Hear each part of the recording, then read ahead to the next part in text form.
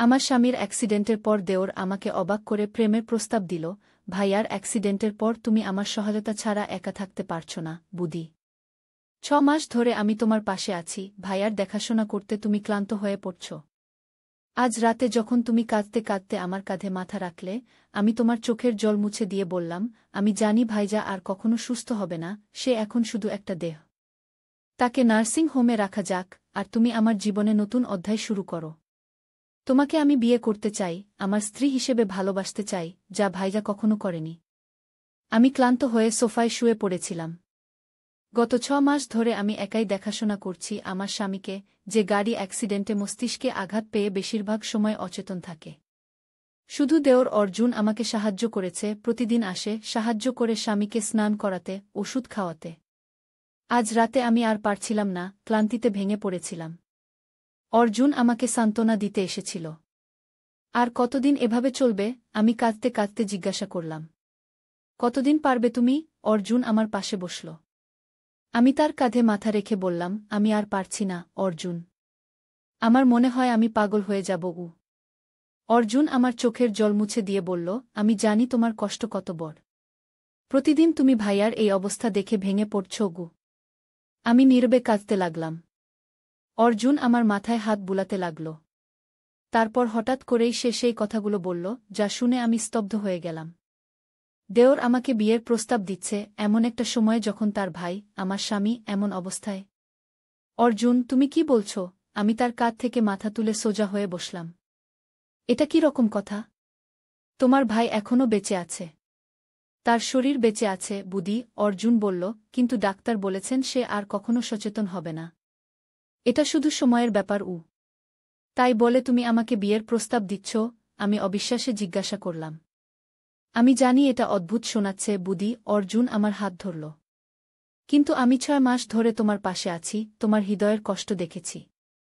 আমি তোমাকে ভালোবাসি, তোমাকে সুখী করতে চাই। এই গল্পটি সম্পূর্ণ শুনলে আপনাদের পানি অটোমেটিক বের হয়ে যাবে, সো যত দ্রুত সম্ভব হাতের কাছে টিস্যু নিয়ে বসে পড়ো। বিছানার চাদর যেন নষ্ট না হয় সেটা সম্পূর্ণ খেয়াল রাখার অনুরোধ জানিয়ে গল্পটি এখন শুরু করব। তার আগের সর্বশেষ অনুরোধ, দয়া করে এমন পানি বের করার গল্প নিয়মিত শুনতে আমাদের চ্যানেলটি সকলেই সাবস্ক্রাইব করুন, ধন্যবাদ। হ্যালো বন্ধুরা, আমার নাম শ্রাবন্তী সেন। আমার বয়স 42 বছর। আমার স্বামীর নাম অনির্বাণ সেন, বয়স 45 বছর। আমাদের 2 সন্তান, অভিজিৎ আর মালবিকা। অভিজিৎ 19 বছর বয়সী, কলেজে পড়ে। মালবিকা 12 বছর বয়সী, স্কুলে যায়। আমার গল্পটা শুরু হয়েছিল এক সাধারণ সকাল থেকে। আমি বাড়ির বালকনিতে দাঁড়িয়ে চা খাচ্ছিলাম, যখন আমার মোবাইলে একটা কল এলো। আমার স্বামী অনির্বাণ দুর্ঘটনায় পড়েছে। আমি সেদিন বুঝতে পারিনি যে ওই একটা কল আমার জীবনকে সম্পূর্ণ বদলে দেবে। অনির্বাণ গাড়ি চালিয়ে অফিসে যাচ্ছিল। একটা ট্রাক তার গাড়িকে ধাক্কা মেরে উল্টে দিয়েছিল। যখন আমি হাসপাতালে পৌঁছালাম, তখন ডাক্তাররা তাকে অপারেশন থিয়েটারে নিয়ে গিয়েছিল। ঘণ্টার পর ঘণ্টা আমি অপেক্ষা করলাম, আমার চোখ থেকে অশ্রু থামছিল না। সেই সময় আমার দেওর অর্জুন আমার পাশে এসে দাঁড়াল। অর্জুন অনির্বাণের ছোট ভাই, আমাদের বিয়ের পর থেকেই সে আমাদের সাথেই থাকে। অর্জুন আমার হাত ধরে বলল, ভাবি, আমি আছি। সব ঠিক হয়ে যাবে। অপারেশন শেষে ডাক্তার বললেন যে অনির্বাণের মস্তিষ্কে গুরুতর আঘাত লেগেছে। সে কোমায় চলে গেছে এবং কখন ফিরবে তা নিশ্চিত করে বলা যাবে না। সেই দিন থেকে শুরু হলো আমার জীবনের সবচেয়ে কঠিন সময়। প্রতিদিন হাসপাতালে যাওয়া, অনির্বাণকে দেখা, ডাক্তারদের সাথে কথা বলা, বাড়ি ফিরে বাচ্চাদের দেখাশোনা করা, স্কুল কলেজের কাজে সাহায্য করা। অর্জুন প্রতিদিন আমাকে সাহায্য করত। সে অফিসের পর সরাসরি হাসপাতালে চলে আসত, আমাকে সাহায্য করত অনির্বাণকে খাওয়াতে, তার শরীর পরিষ্কার করতে। 6 মাস পার হয়ে গেল। অনির্বাণ এখনও কোমায়। ডাক্তাররা এখন বলেন যে তার আর সচেতন হওয়ার সম্ভাবনা খুবই কম। আমি প্রতিদিন ভেঙে পড়ছিলাম। বাচ্চারা তাদের বাবাকে দেখতে চাইত, কিন্তু তাদের নিয়ে হাসপাতালে যাওয়া আমার পক্ষে কঠিন হয়ে উঠছিল। সেই রাতে অর্জুন আমাদের বাড়িতে এসেছিল। বাচ্চারা ঘুমিয়ে পড়েছিল। আমি সোফায় বসে টিভি দেখছিলাম, কিন্তু আমার মন ছিল অন্যত্র। অর্জুন আমার পাশে বসল। ভাবি, সে শুরু করল, আমি জানি তুমি কতটা কষ্ট পাচ্ছ। আমি তোমাকে এভাবে আর ভেঙে পড়তে দেখতে পারছি না। আমি চোখে অশ্রু নিয়ে তার দিকে তাকালাম। আমি কি করব অর্জুন? আমি কিভাবে এই পরিস্থিতি মোকাবিলা করব? বাচ্চারা প্রতিদিন জিজ্ঞেস করে তাদের বাবা কবে ফিরবে। অর্জুন আমার হাত ধরল। ভাবি, আমি একটা কথা বলতে চাই। তুমি রাগ করো না। সে একটু থামল, তারপর বলল, আমি ডাক্তারদের সাথে কথা বলেছি। তারা বলেছেন অনির্বাণ ভাইয়ার আর ফিরে আসার সম্ভাবনা নেই।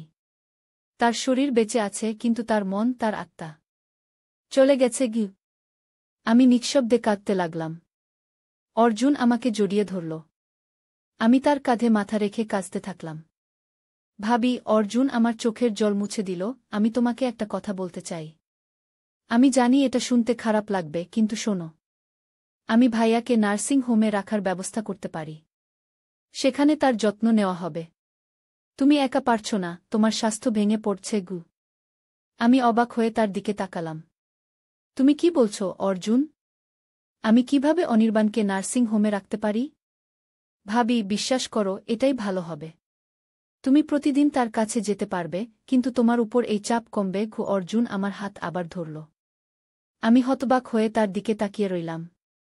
অর্জুন আমার চোখের দিকে তাকিয়ে বলল, আমি আরও কিছু বলতে চাই। আমি জানি ভাইজা আর কখনো সুস্থ হবে না। সে এখন শুধু একটা দেহ। তাকে নার্সিং হোমে রাখা যাক, আর তুমি আমার জীবনে নতুন অধ্যায় শুরু করো। তোমাকে আমি বিয়ে করতে চাই, আমার স্ত্রী হিসেবে ভালোবাসতে চাই, যা ভাইজা কখনো করেনি। আমি অবাক হয়ে দাঁড়িয়ে গেলাম। আমার কানে যেন আমি বিশ্বাস করতে পারছিলাম না। অর্জুন আমাকে বিয়ের প্রস্তাব দিচ্ছে? তার ভাই, আমার স্বামী, এখনও জীবিত থাকতে? অর্জুন, তুমি কি বলছ? আমি একটু সরে গেলাম। এটা কি রকম কথা? তোমার ভাই এখনও বেঁচে আছে। তার শরীর বেঁচে আছে ভাবি, অর্জুন বলল, কিন্তু ডাক্তার বলেছেন সে আর কখনো সচেতন হবে না। এটা শুধু সময়ের ব্যাপার। তাই বলে তুমি আমাকে বিয়ের প্রস্তাব দিচ্ছ? আমি অবিশ্বাসে জিজ্ঞাসা করলাম। আমি জানি এটা অদ্ভুত শোনাচ্ছে ভাবি, অর্জুন আমার হাত ধরল। কিন্তু আমি 6 মাস ধরে তোমার পাশে আছি, তোমার হৃদয়ের কষ্ট দেখেছি। আমি তোমাকে ভালোবাসি, তোমাকে সুখী করতে চাই। আমি তার হাত ছাড়িয়ে নিলাম। তুমি পাগল হয়ে গেছ অর্জুন। আমি তোমার ভাবি, তোমার ভাইয়ের স্ত্রী। আমাদের 2টো বাচ্চা আছে। তুমি কি ভাবছ? অর্জুন উঠে দাঁড়াল। আমি জানতাম তুমি এভাবে রিয়াক্ট করবে। কিন্তু ভাবি, এটাই ভালো হবে। ভাইজা আর ফিরবে না। তুমি একা জীবন কাটাবে, বাচ্চাদের একা মানুষ করবে। আমি তোমাকে ভালোবাসি, বাচ্চাদেরও। আমরা একটা পরিবার হতে পারি। আমি চিৎকার করে উঠলাম, তুমি এখনই আমার বাড়ি থেকে বেরিয়ে যাও অর্জুন। আমি তোমার মুখ দেখতে চাই না। অর্জুন আমার দিকে এক মুহূর্ত তাকিয়ে রইল, তারপর ধীরে ধীরে বাড়ি থেকে বেরিয়ে গেল। সেই রাতে আমি ঘুমাতে পারিনি। অর্জুনের কথাগুলো আমার মাথায় ঘুরপাক খাচ্ছিল। সে আমাকে বিয়ে করতে চায়? সে কি সত্যিই আমাকে ভালোবাসে, নাকি আমার সম্পত্তির দিকে তার নজর? পরের দিন সকালে আমি যখন বাচ্চাদের স্কুলে পাঠাচ্ছিলাম, তখন আমার মোবাইলে একটা মেসেজ এলো। অর্জুন লিখেছিল, ভাবি, আমি দুঃখিত। আমি তোমাকে কষ্ট দিতে চাইনি। আমি সত্যিই তোমাকে ভালোবাসি। আমি আজ বিকেলে তোমার বাড়িতে আসব, আমাদের কথা বলা দরকার। আমি মেসেজটা পড়ে রেগে গেলাম। এরপরেও সে আমার বাড়িতে আসতে চায়। আমি উত্তর দিলাম, আমি তোমার সাথে কোনো কথা বলতে চাই না। তুমি আমার বাড়িতে এসো না। সেদিন আমি হাসপাতালে গেলাম না। আমি চাইছিলাম না অর্জুনের সাথে দেখা হোক। আমি বাড়িতে বসে ভাবছিলাম কি করা উচিত। অনির্বাণ সত্যিই কি আর ফিরবে না? আমি কি বাকি জীবন একা কাটাব? বাচ্চাদের মুখে কি জবাব দেব? সন্ধ্যায় আমি শুনতে পেলাম দরজায় নক হচ্ছে। আমি জানতাম এটা অর্জুন। আমি দরজা খুললাম না। কিন্তু নক বন্ধ হল না। শেষে আমি দরজা খুললাম। সেখানে দাঁড়িয়ে ছিল একজন পুলিশ অফিসার। আপনি কি শ্রীমতী শ্রাবন্তী সেন? তিনি জিজ্ঞাসা করলেন। আমি মাথা নাড়লাম। হ্যাঁ, আমি শ্রাবন্তী। কি ব্যাপার? আমি দুঃখের সাথে জানাচ্ছি যে শ্রী অর্জুন সেনের একটি দুর্ঘটনা হয়েছে। তিনি তার গাড়ি চালিয়ে যাচ্ছিলেন, যখন একটি ট্রাক তার গাড়িকে ধাক্কা মারে। অফিসার একটু থামলেন। দুঃখের বিষয়, তিনি মারা গেছেন। আমি শক্ত হয়ে দাঁড়িয়ে রইলাম। অর্জুন মারা গেছে? একই ধরনের দুর্ঘটনায়, যেভাবে অনির্বাণ। আমাদের একটা সন্দেহ আছে, অফিসার আবার বললেন। গাড়ির ব্রেক সিস্টেমে ছেঁড়া ছিল। এটা একটা সাধারণ দুর্ঘটনা নয়, এটা সম্ভবত সুনিয়োজিত ছিল গু। আমি হতবাক হয়ে অফিসারের দিকে তাকিয়ে রইলাম। আপনি কি বলতে চাইছেন? আমরা তদন্ত করছি। অর্জুন সেনের জিনিসপত্র থেকে আমরা কিছু তথ্য পেয়েছি। আপনার স্বামীর দুর্ঘটনাও অনুরূপ ছিল, তাই না? আমরা সেটাও পুনরায় তদন্ত করতে চাই। আমি কাঁপতে শুরু করলাম। আপনি আপনি কি বলতে চাইছেন যে অনির্বাণের দুর্ঘটনাও?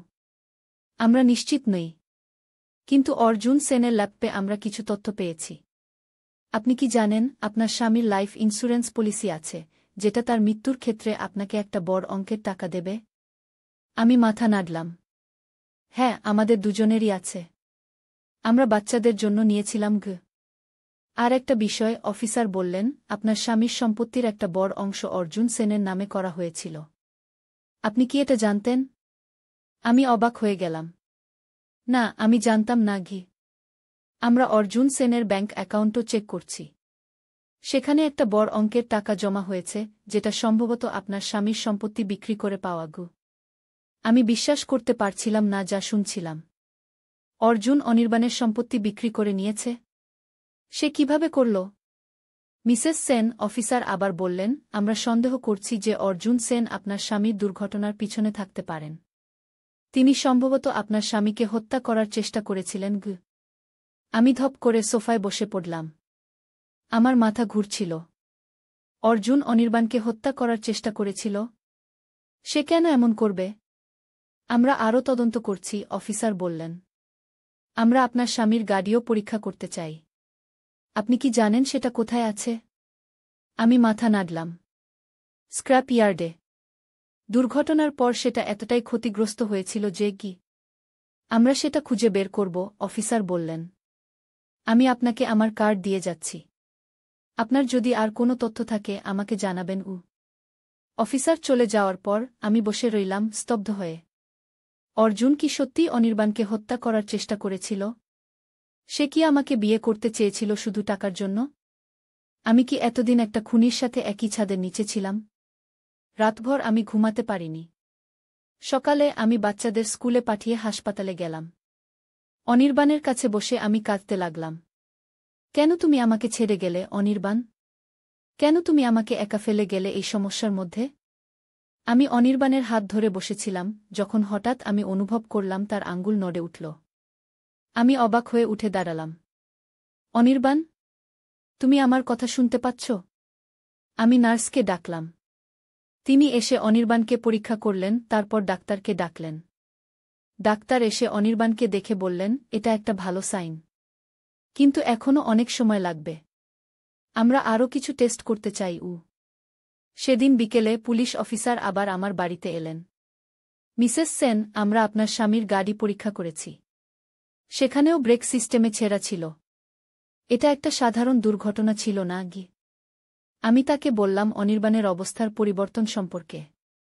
তিনি শুনে বললেন, এটা একটা ভালো খবর। আমরা চাই তিনি সুস্থ হন এবং আমাদের বলতে পারেন কি ঘটেছিল গো। পরের কয়েকদিন ধরে অনির্বাণের অবস্থা ধীরে ধীরে উন্নতি হতে লাগল। তার আঙ্গুল নড়াচড়া করতে লাগল, তার চোখের পাতা কাঁপতে লাগল। ডাক্তাররা বলতে লাগলেন যে এটা খুবই অস্বাভাবিক, এমন রোগীরা সাধারণত আর ফিরে আসে না। একদিন যখন আমি অনির্বাণের পাশে বসেছিলাম, তার চোখ খুলে গেল। আমি আঁতকে উঠলাম। অনির্বাণ, তুমি আমার কথা শুনতে পাচ্ছ? অনির্বাণ ধীরে ধীরে মাথা নাড়ল। তার চোখে জল এসে গেল। আমি তার হাত ধরে বললাম, তুমি কি বলতে পারবে কি ঘটেছিল? অনির্বাণ কথা বলার চেষ্টা করল, কিন্তু তার গলা শুকিয়ে গিয়েছিল।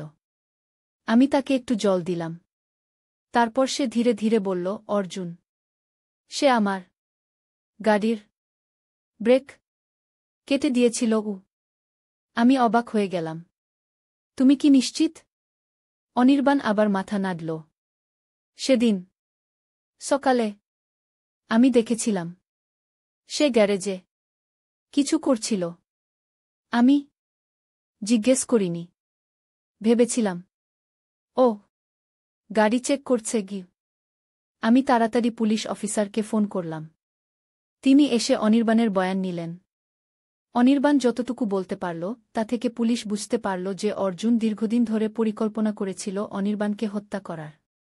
অনির্বাণ শুনেছিল অর্জুন কারো সাথে ফোনে কথা বলছিল, যেখানে সে বলছিল যে সে অনির্বাণের সম্পত্তি নিজের নামে করিয়ে নিয়েছে। পুলিশ তদন্ত করে জানতে পারল যে অর্জুন একজন জালিয়াতের সাথে যোগাযোগ করেছিল, যে তাকে ভুয়া দলিল তৈরি করে দিয়েছিল। এই দলিলগুলো দিয়ে অর্জুন অনির্বাণের সম্পত্তি নিজের নামে করে নিয়েছিল। এমনকি অনির্বাণের সিগনেচারও জাল করা হয়েছিল। অর্জুনের ল্যাপটপ থেকে আরও তথ্য পাওয়া গেল। সে অনির্বাণকে হত্যা করার পর আমাকে বিয়ে করার পরিকল্পনা করেছিল, যাতে আমার সম্পত্তিও সে নিতে পারে। কিন্তু যখন সে দেখল অনির্বাণ মারা যায়নি, শুধু কোমায় চলে গেছে, তখন সে আমাকে বিয়ের প্রস্তাব দিয়েছিল, যাতে আমি অনির্বাণকে নার্সিং হোমে পাঠাই এবং সে আমার মাধ্যমে অনির্বাণের সম্পত্তি নিয়ন্ত্রণ করতে পারে। এই সমস্ত তথ্য পুলিশের হাতে আসার পর তারা অর্জুনের বিরুদ্ধে একটি মামলা দায়ের করল। যদিও অর্জুন মারা গিয়েছিল, কিন্তু তার জালিয়াতি সামনে আসায় আমরা আমাদের সম্পত্তি ফিরে পেলাম। অনির্বাণের অবস্থা ধীরে ধীরে উন্নতি হতে লাগল। ডাক্তাররা বললেন এটা একটা মিরাকল। 6 মাস পর অনির্বাণ হাসপাতাল থেকে বাড়ি ফিরল। সে এখনও পুরোপুরি সুস্থ হয়নি, কিন্তু সে জীবনের দিকে ফিরে আসছিল। একদিন যখন আমরা বাগানে বসেছিলাম, অনির্বাণ আমার হাত ধরে বলল, তুমি জানো শ্রাবন্তী, অর্জুন আমাকে হত্যা করার চেষ্টা করেছিল, কিন্তু সে আমাকে একটা অমূল্য উপহার দিয়ে গেছে গিউ। আমি অবাক হয়ে জিজ্ঞাসা করলাম, কি উপহার? অনির্বাণ আমার দিকে তাকিয়ে হাসল। সে আমাকে বুঝিয়ে দিয়ে গেছে যে জীবন কত মূল্যবান। আমি আগে সবসময় কাজে ব্যস্ত থাকতাম, তোমাকে বাচ্চাদের যথেষ্ট সময় দিতাম না। এখন আমি বুঝতে পেরেছি যে পরিবারই সবচেয়ে মূল্যবান গু। আমি অনির্বাণকে জড়িয়ে ধরলাম। আমি তোমাকে ভালোবাসি অনির্বাণ গি। আমিও তোমাকে ভালোবাসি শ্রাবন্তী, অনির্বাণ বলল। আর আমি প্রতিজ্ঞা করছি, আমি আর কখনো তোমাকে বাচ্চাদের একা ছেড়ে যাব না গি। সেই দিন থেকে আমাদের জীবন নতুন করে শুরু হল। অনির্বাণ ধীরে ধীরে সুস্থ হয়ে উঠল। আমরা বাচ্চাদের সাথে বেশি সময় কাটাতে শুরু করলাম। আমরা বুঝতে পারলাম যে ধনসম্পত্তি নয়, পরিবারই আসল সম্পদ। আমার এই গল্প থেকে আপনারা কি শিখলেন? জীবনে অনেক বাধা আসবে, অনেক বিপদ আসবে। কিন্তু যদি আপনার পরিবার আপনার পাশে থাকে, যদি আপনি সত্যের পথে থাকেন, তাহলে সব বাধা অতিক্রম করা যায়। আর সবচেয়ে বড় কথা, কখনো বিশ্বাস করবেন না এমন কাউকে যে আপনার পরিবারকে ভাঙতে চায়। অর্জুন আমাদের বিশ্বাস ভেঙেছিল, কিন্তু সে জানত না যে সত্যের জয় হয়, মিথ্যার নয়। আজ আমরা সুখী। অনির্বাণ, আমি, আমাদের বাচ্চারা, আমরা এখন আরও বেশি একসাথে আছি। আমরা প্রতিদিন জীবনকে উপভোগ করি, কারণ আমরা জানি জীবন কত মূল্যবান। এই ছিল আমার গল্প। আশা করি আপনারা এটা থেকে কিছু শিখেছেন। ধন্যবাদ আমার গল্প শোনার জন্য। আমি কি করব অর্জুন? আমি কিভাবে এই পরিস্থিতি মোকাবিলা করব? বাচ্চারা প্রতিদিন জিজ্ঞেস করে তাদের বাবা কবে ফিরবে গু। অর্জুন আমার হাত ধরল। ভাবি, আমি একটা কথা বলতে চাই। তুমি রাগ করো না। সে একটু থামল, তারপর বলল, আমি ডাক্তারদের সাথে কথা বলেছি। তারা বলেছেন অনির্বাণ ভাইয়ার আর ফিরে আসার সম্ভাবনা নেই। তার শরীর বেঁচে আছে, কিন্তু তার মন, তার আত্মা চলে গেছে গি। আমি নিঃশব্দে কাঁদতে লাগলাম। অর্জুন আমাকে জড়িয়ে ধরল। আমি তার কাঁধে মাথা রেখে কাঁদতে থাকলাম। ভাবি, অর্জুন আমার চোখের জল মুছে দিল। আমি তোমাকে একটা কথা বলতে চাই। আমি জানি এটা শুনতে খারাপ লাগবে, কিন্তু শোনো। আমি ভাইয়াকে নার্সিং হোমে রাখার ব্যবস্থা করতে পারি। সেখানে তার যত্ন নেওয়া হবে। তুমি একা পারছ না, তোমার স্বাস্থ্য ভেঙে পড়ছে গু। আমি অবাক হয়ে তার দিকে তাকালাম। তুমি কি বলছ অর্জুন? আমি কিভাবে অনির্বাণকে নার্সিং হোমে রাখতে পারি? ভাবি, বিশ্বাস করো, এটাই ভালো হবে। তুমি প্রতিদিন তার কাছে যেতে পারবে, কিন্তু তোমার উপর এই চাপ কমবে গু। অর্জুন আমার হাত আবার ধরল। আমি হতবাক হয়ে তার দিকে তাকিয়ে রইলাম। অর্জুন আমার চোখের দিকে তাকিয়ে বলল, আমি আরও কিছু বলতে চাই। আমি জানি ভাইজা আর কখনো সুস্থ হবে না, সে এখন শুধু একটা দেহ। তাকে নার্সিং হোমে রাখা যাক, আর তুমি আমার জীবনে নতুন অধ্যায় শুরু করো। তোমাকে আমি বিয়ে করতে চাই, আমার স্ত্রী হিসেবে ভালোবাসতে চাই, যা ভাইজা কখনো করেনি গি। আমি অবাক হয়ে দাঁড়িয়ে গেলাম। আমার কানে যেন আমি বিশ্বাস করতে পারছিলাম না। অর্জুন আমাকে বিয়ের প্রস্তাব দিচ্ছে। তার ভাই, আমার স্বামী, এখনও জীবিত থাকতে? অর্জুন, তুমি কি বলছ? আমি একটু সরে গেলাম। এটা কি রকম কথা? তোমার ভাই এখনও বেঁচে আছে। তার শরীর বেঁচে আছে ভাবি, অর্জুন বলল, কিন্তু ডাক্তার বলেছেন সে আর কখনো সচেতন হবে না। এটা শুধু সময়ের ব্যাপার। তাই বলে তুমি আমাকে বিয়ের প্রস্তাব দিচ্ছ? আমি অবিশ্বাসে জিজ্ঞাসা করলাম। আমি জানি এটা অদ্ভুত শোনাচ্ছে ভাবি। অর্জুন আমার হাত ধরল। কিন্তু আমি 6 মাস ধরে তোমার পাশে আছি, তোমার হৃদয়ের কষ্ট দেখেছি। আমি তোমাকে ভালোবাসি, তোমাকে সুখী করতে চাই। আমি তার হাত ছাড়িয়ে নিলাম। তুমি পাগল হয়ে গেছ অর্জুন। আমি তোমার ভাবি, তোমার ভাইয়ের স্ত্রী। আমাদের 2টো বাচ্চা আছে। তুমি কি ভাবছ? অর্জুন উঠে দাঁড়াল। আমি জানতাম তুমি এভাবে রিয়্যাক্ট করবে। কিন্তু ভাবি, এটাই ভালো হবে। ভাইজা আর ফিরবে না। তুমি একা জীবন কাটাবে, বাচ্চাদের একা মানুষ করবে। আমি তোমাকে ভালোবাসি, বাচ্চাদেরও। আমরা একটা পরিবার হতে পারি। আমি চিৎকার করে উঠলাম, তুমি এখনই আমার বাড়ি থেকে বেরিয়ে যাও অর্জুন। আমি তোমার মুখ দেখতে চাই না। অর্জুন আমার দিকে এক মুহূর্ত তাকিয়ে রইল, তারপর ধীরে ধীরে বাড়ি থেকে বেরিয়ে গেল। সেই রাতে আমি ঘুমাতে পারিনি। অর্জুনের কথাগুলো আমার মাথায় ঘুরপাক খাচ্ছিল। সে আমাকে বিয়ে করতে চায়? সে কি সত্যিই আমাকে ভালোবাসে, নাকি আমার সম্পত্তির দিকে তার নজর? পরের দিন সকালে আমি যখন বাচ্চাদের স্কুলে পাঠাচ্ছিলাম, তখন আমার মোবাইলে একটা মেসেজ এলো। অর্জুন লিখেছিল, ভাবি, আমি দুঃখিত। আমি তোমাকে কষ্ট দিতে চাইনি। আমি সত্যিই তোমাকে ভালোবাসি। আমি আজ বিকেলে তোমার বাড়িতে আসব, আমাদের কথা বলা দরকার। আমি মেসেজটা পড়ে রেগে গেলাম। এরপরেও সে আমার বাড়িতে আসতে চায়। আমি উত্তর দিলাম, আমি তোমার সাথে কোনো কথা বলতে চাই না। তুমি আমার বাড়িতে এসো না। সেদিন আমি হাসপাতালে গেলাম না। আমি চাইছিলাম না অর্জুনের সাথে দেখা হোক। আমি বাড়িতে বসে ভাবছিলাম কি করা উচিত। অনির্বাণ সত্যিই কি আর ফিরবে না? আমি কি বাকি জীবন একা কাটাব? বাচ্চাদের মুখে কি জবাব দেব? সন্ধ্যায় আমি শুনতে পেলাম দরজায় নক হচ্ছে। আমি জানতাম এটা অর্জুন। আমি দরজা খুললাম না। কিন্তু নক বন্ধ হল না। শেষে আমি দরজা খুললাম। সেখানে দাঁড়িয়ে ছিল একজন পুলিশ অফিসার। আপনি কি শ্রীমতী শ্রাবন্তী সেন? তিনি জিজ্ঞাসা করলেন। আমি মাথা নাড়লাম। হ্যাঁ, আমি শ্রাবন্তী। কি ব্যাপার? আমি দুঃখের সাথে জানাচ্ছি যে শ্রী অর্জুন সেনের একটি দুর্ঘটনা হয়েছে। তিনি তার গাড়ি চালিয়ে যাচ্ছিলেন, যখন একটি ট্রাক তার গাড়িকে ধাক্কা মারে। অফিসার একটু থামলেন। দুঃখের বিষয়, তিনি মারা গেছেন। আমি শক্ত হয়ে দাঁড়িয়ে রইলাম। অর্জুন মারা গেছে? একই ধরনের দুর্ঘটনায়, যেভাবে অনির্বাণ। আমাদের একটা সন্দেহ আছে, অফিসার আবার বললেন। গাড়ির ব্রেক সিস্টেমে ছেঁড়া ছিল। এটা একটা সাধারণ দুর্ঘটনা নয়, এটা সম্ভবত সুনিয়োজিত ছিল। আমি হতবাক হয়ে অফিসারের দিকে তাকিয়ে রইলাম। আপনি কি বলতে চাইছেন? আমরা তদন্ত করছি। অর্জুন সেনের জিনিসপত্র থেকে আমরা কিছু তথ্য পেয়েছি। আপনার স্বামীর দুর্ঘটনাও অনুরূপ ছিল, তাই না? আমরা সেটাও পুনরায় তদন্ত করতে চাই। আমি কাঁপতে শুরু করলাম।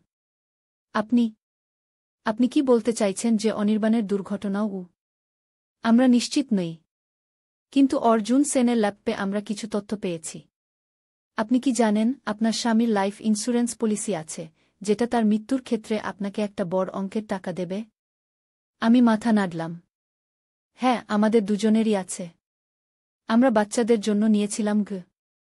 আর একটা বিষয়, অফিসার বললেন, আপনার স্বামীর সম্পত্তির একটা বড় অংশ অর্জুন সেনের নামে করা হয়েছিল। আপনি কি এটা জানতেন? আমি অবাক হয়ে গেলাম। না, আমি জানতাম না। আমরা অর্জুন সেনের ব্যাংক অ্যাকাউন্টও চেক করছি।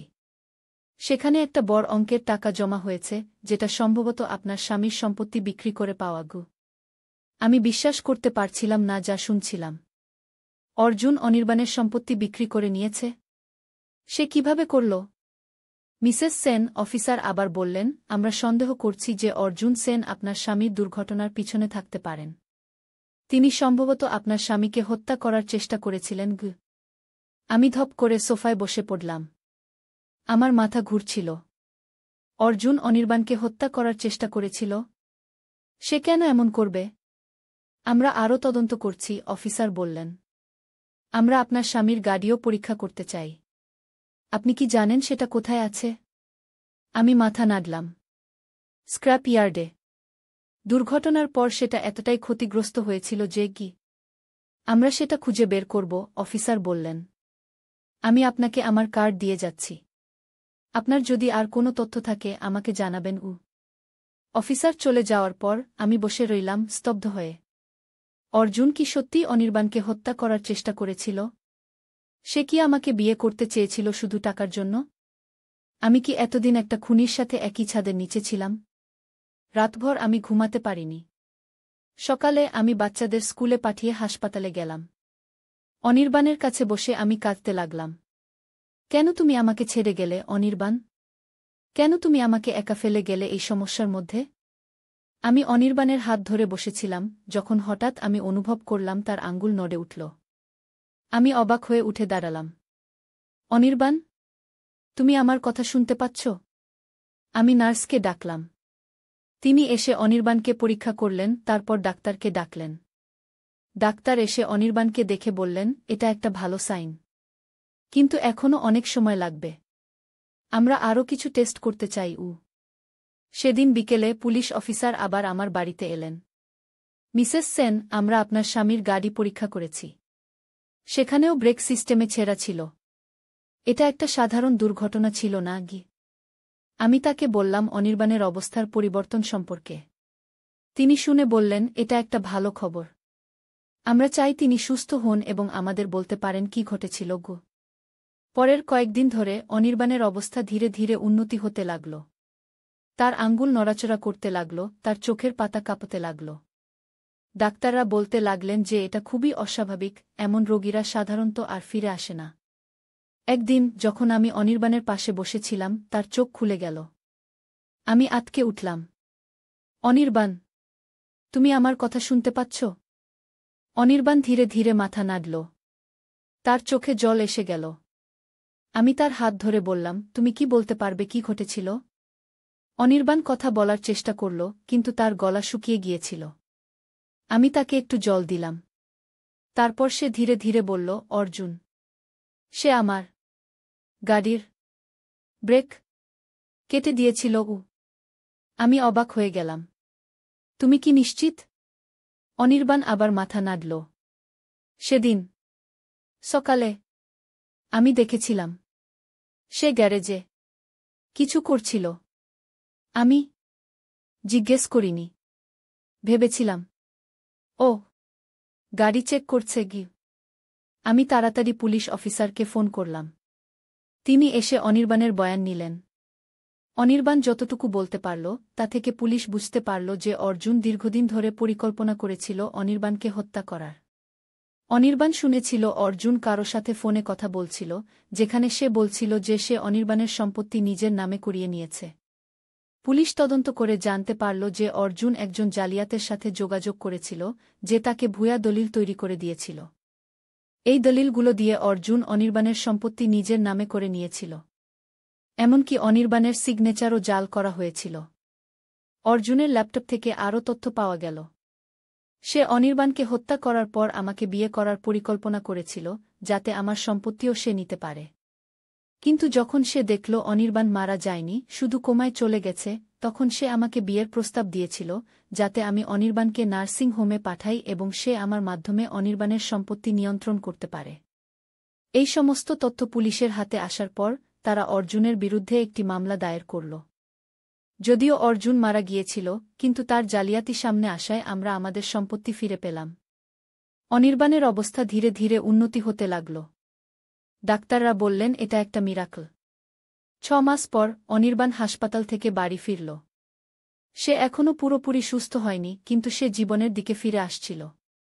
একদিন যখন আমরা বাগানে বসেছিলাম, অনির্বাণ আমার হাত ধরে বলল, তুমি জানো শ্রাবন্তী, অর্জুন আমাকে হত্যা করার চেষ্টা করেছিল, কিন্তু সে আমাকে একটা অমূল্য উপহার দিয়ে গেছে। আমি অবাক হয়ে জিজ্ঞাসা করলাম, কি উপহার? অনির্বাণ আমার দিকে তাকিয়ে হাসল। সে আমাকে বুঝিয়ে দিয়ে গেছে যে জীবন কত মূল্যবান। আমি আগে সবসময় কাজে ব্যস্ত থাকতাম, তোমাকে বাচ্চাদের যথেষ্ট সময় দিতাম না। এখন আমি বুঝতে পেরেছি যে পরিবারই সবচেয়ে মূল্যবান।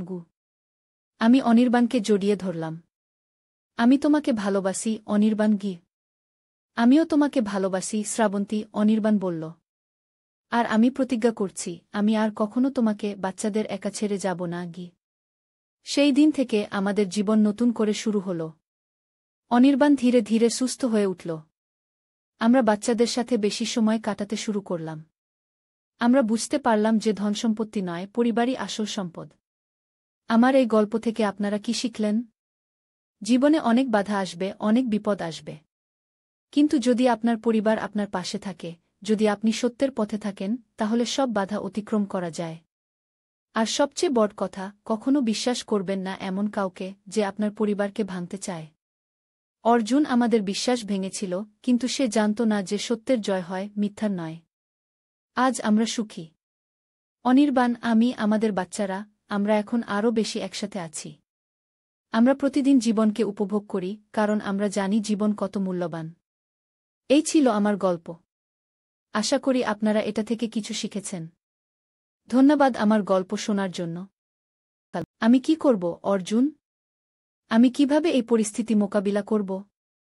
বাচ্চারা প্রতিদিন জিজ্ঞেস করে তাদের বাবা কবে ফিরবে। অর্জুন আমার হাত ধরল। ভাবি, আমি একটা কথা বলতে চাই। তুমি রাগ করো না। সে একটু থামল, তারপর বলল, আমি ডাক্তারদের সাথে কথা বলেছি। তারা বলেছেন অনির্বাণ ভাইয়ার আর ফিরে আসার সম্ভাবনা নেই। তার শরীর বেঁচে আছে, কিন্তু তার মন, তার আত্মা চলে গেছে। আমি নিঃশব্দে কাঁদতে লাগলাম। অর্জুন আমাকে জড়িয়ে ধরল। আমি তার কাঁধে মাথা রেখে কাঁদতে থাকলাম। ভাবি, অর্জুন আমার চোখের জল মুছে দিল। আমি তোমাকে একটা কথা বলতে চাই। আমি জানি এটা শুনতে খারাপ লাগবে, কিন্তু শোনো।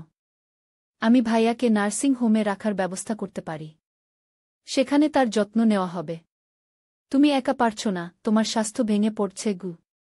আমি অবাক হয়ে তার দিকে তাকালাম। তুমি কি বলছ, অর্জুন? আমি কিভাবে অনির্বাণকে নার্সিং হোমে রাখতে পারি? ভাবি, বিশ্বাস করো, এটাই ভালো হবে। তুমি প্রতিদিন তার কাছে যেতে পারবে, কিন্তু তোমার উপর এই চাপ কমবে। অর্জুন আমার হাত আবার ধরল। আমি হতবাক হয়ে তার দিকে তাকিয়ে রইলাম। অর্জুন আমার চোখের দিকে তাকিয়ে বলল, আমি আরও কিছু বলতে চাই। আমি জানি ভাইজা আর কখনো সুস্থ হবে না, সে এখন শুধু একটা দেহ। তাকে নার্সিং হোমে রাখা যাক, আর তুমি আমার জীবনে নতুন অধ্যায় শুরু করো। তোমাকে আমি বিয়ে করতে চাই, আমার স্ত্রী হিসেবে ভালোবাসতে চাই, যা ভাইজা কখনো করেনি। আমি অবাক হয়ে দাঁড়িয়ে গেলাম। আমার কানে যেন আমি বিশ্বাস করতে পারছিলাম না। অর্জুন আমাকে বিয়ের প্রস্তাব দিচ্ছে? তার ভাই, আমার স্বামী, এখনও জীবিত থাকতে? অর্জুন, তুমি কি বলছ? আমি একটু সরে গেলাম। এটা কি রকম কথা? তোমার ভাই এখনও বেঁচে আছে। তার শরীর বেঁচে আছে, ভাবি, অর্জুন বলল, কিন্তু ডাক্তার বলেছেন সে আর কখনো সচেতন হবে না। এটা শুধু সময়ের ব্যাপার।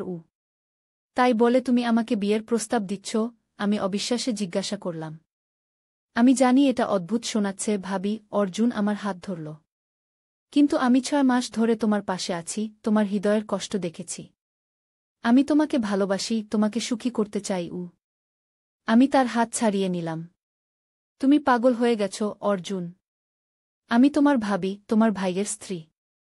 আমাদের 2টো বাচ্চা আছে। তুমি কি ভাবছ? অর্জুন উঠে দাঁড়াল। আমি জানতাম তুমি এভাবে রিয়াক্ট করবে। কিন্তু ভাবি, এটাই ভালো হবে। ভাইজা আর ফিরবে না। তুমি একা জীবন কাটাবে, বাচ্চাদের একা মানুষ করবে। আমি তোমাকে ভালোবাসি, বাচ্চাদেরও। আমরা একটা পরিবার হতে পারি। আমি চিৎকার করে উঠলাম, তুমি এখনই আমার বাড়ি থেকে বেরিয়ে যাও, অর্জুন। আমি তোমার মুখ দেখতে চাই না। অর্জুন আমার দিকে এক মুহূর্ত তাকিয়ে রইল, তারপর ধীরে ধীরে বাড়ি থেকে বেরিয়ে গেল। সেই রাতে আমি ঘুমাতে পারিনি। অর্জুনের কথাগুলো আমার মাথায় ঘুরপাক খাচ্ছিল। সে আমাকে বিয়ে করতে চায়? সে কি সত্যিই আমাকে ভালোবাসে, নাকি আমার সম্পত্তির দিকে তার নজর? পরের দিন সকালে আমি যখন বাচ্চাদের স্কুলে পাঠাচ্ছিলাম, তখন আমার মোবাইলে একটা মেসেজ এলো। অর্জুন লিখেছিল, ভাবি, আমি দুঃখিত। আমি তোমাকে কষ্ট দিতে চাইনি। আমি সত্যিই তোমাকে ভালোবাসি। আমি আজ বিকেলে তোমার বাড়িতে আসব, আমাদের কথা বলা দরকার। আমি মেসেজটা পড়ে রেগে গেলাম। এরপরেও সে আমার বাড়িতে আসতে চায়? আমি উত্তর দিলাম, আমি তোমার সাথে কোনো কথা বলতে চাই না। তুমি আমার বাড়িতে এসো না। সেদিন আমি হাসপাতালে গেলাম না। আমি চাইছিলাম না অর্জুনের সাথে দেখা হোক। আমি বাড়িতে বসে ভাবছিলাম কি করা উচিত। অনির্বাণ সত্যিই কি আর ফিরবে না? আমি কি বাকি জীবন একা কাটাব? বাচ্চাদের মুখে কি জবাব দেব? সন্ধ্যায় আমি শুনতে পেলাম দরজায় নক হচ্ছে। আমি জানতাম এটা অর্জুন। আমি দরজা খুললাম না। কিন্তু নক বন্ধ হল না। শেষে আমি দরজা খুললাম। সেখানে দাঁড়িয়ে ছিল একজন পুলিশ অফিসার। আপনি কি শ্রীমতী শ্রাবন্তী সেন? তিনি জিজ্ঞাসা করলেন। আমি মাথা নাড়লাম। হ্যাঁ, আমি শ্রাবন্তী। কি ব্যাপার? আমি দুঃখের সাথে জানাচ্ছি যে শ্রী অর্জুন সেনের একটি দুর্ঘটনা হয়েছে। তিনি তার গাড়ি চালিয়ে যাচ্ছিলেন, যখন একটি ট্রাক তার গাড়িকে ধাক্কা মারে। অফিসার একটু থামলেন। দুঃখের বিষয়, তিনি মারা গেছেন গু। আমি শক্ত হয়ে দাঁড়িয়ে রইলাম। অর্জুন মারা গেছে? একই ধরনের দুর্ঘটনায়, যেভাবে অনির্বাণ। আমাদের একটা সন্দেহ আছে, অফিসার আবার বললেন। গাড়ির ব্রেক সিস্টেমে ছেঁড়া ছিল।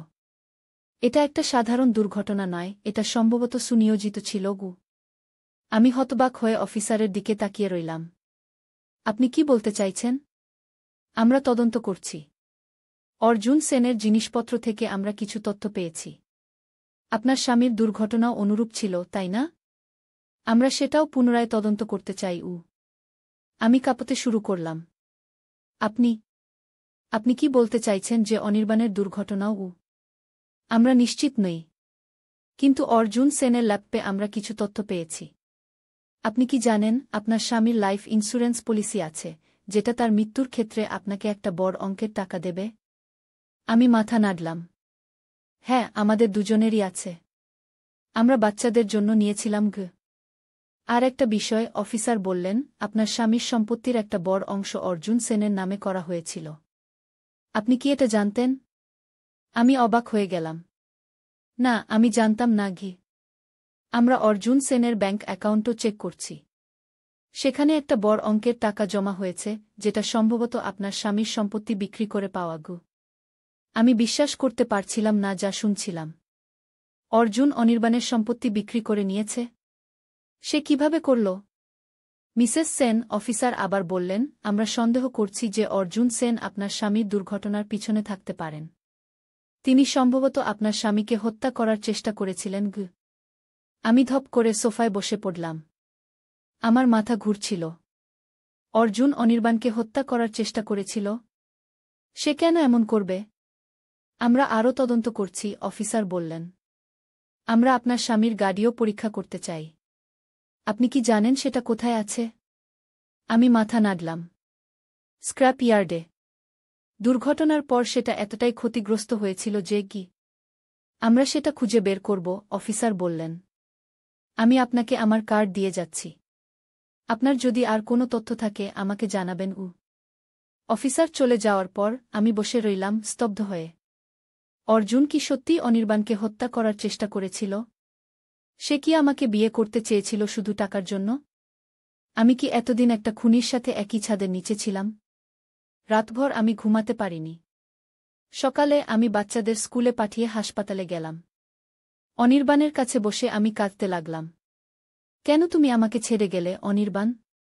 কেন তুমি আমাকে একা ফেলে গেলে এই সমস্যার মধ্যে? আমি অনির্বাণের হাত ধরে বসেছিলাম, যখন হঠাৎ আমি অনুভব করলাম তার আঙ্গুল নড়ে উঠল।